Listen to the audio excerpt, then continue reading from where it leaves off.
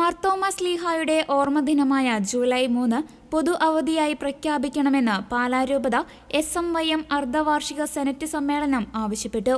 രൂപതാ president Anvin Sony ഓടച്ചുവട്ടിൽ അധ്യക്ഷത വഹിച്ച സമ്മേളനം രൂപതാ ഡയറക്ടർ ഫാദർ മാണി കൊഴുപ്പൻകുറ്റി ഉദ്ഘാടനം ചെയ്തു.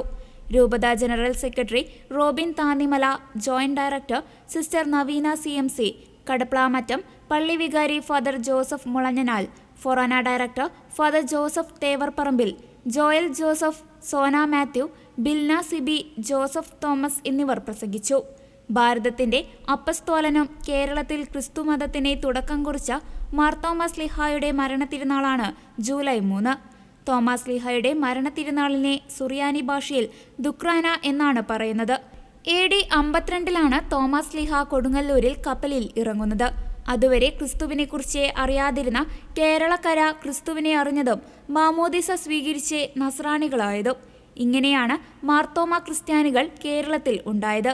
കൊടുങ്ങല്ലൂർ, പാലയൂർ, കോട്ടക്കാവ്, കോക്കമംഗലം, നിരണം, കൊല്ലം, നിലയ്ക്കൽ എന്നീ പള്ളികളും ചിലയിടങ്ങളിൽ തിരുവിതാംകോട് പള്ളിയെ കൂടി ചേർത്ത് 7.5 പള്ളികളെന്ന് പറയപ്പെടുന്ന പള്ളിയും തോമാ ശ്ലീഹ സ്ഥാപിച്ചതാണ്.